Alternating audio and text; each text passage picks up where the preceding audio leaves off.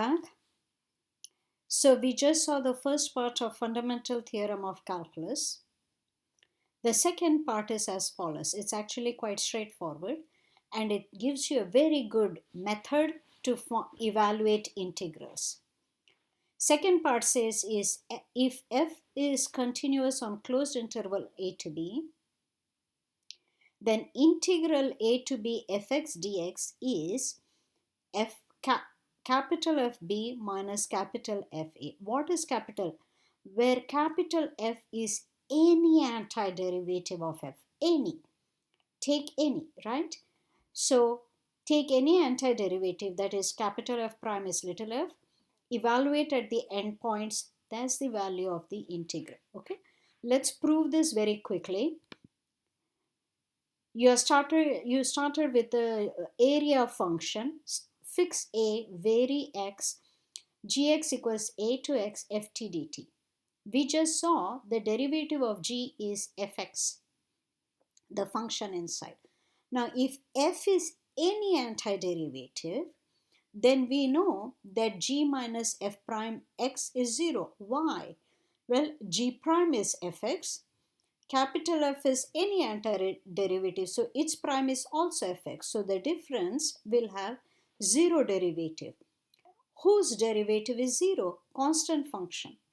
So g minus f is the constant function.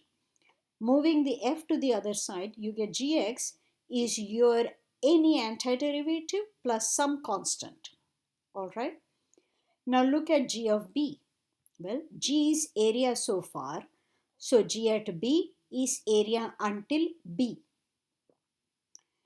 So g on the one hand is fx plus c. So g at b is fb plus c. On the other hand, by the function, it's the entire integral a to b ft dt. Now consider g at a. That is the integral from a to a. So you have not moved at all. So, well, that area will be 0 because all you have is you stay at a point, don't move anyway. That's 0. On the other hand, because g is f plus c, g of a is fa plus c. So that tells me fa plus c is 0. In other words, moving this guy there, c is negative fa. All I do is I plug in this here. I get GB is FB minus FA. GB being integral A to B FT dt is FB minus FA. Okay, so this is the second part of the fundamental theorem of calculus. Okay, so fundamental theorem of calculus consists of two parts. You start with f, a continuous function on closed interval AB. Define the area function. If gx equals integral a to x ft dt, then the derivative of g is fx. Moreover, integral a to b fx dx is capital FB minus capital FA, where capital F is any antiderivative of little f.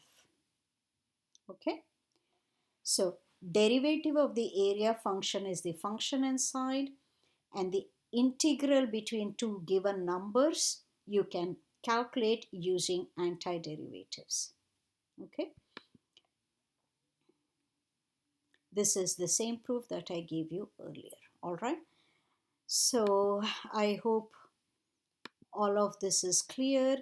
We will see more problems. The examples in these slides I found were not very useful, but when you go through problems on the web work, you will have a better feel for it. Okay, so let's keep fundamental theorem of calculus both parts available when we do our web work problems. Until then, bye.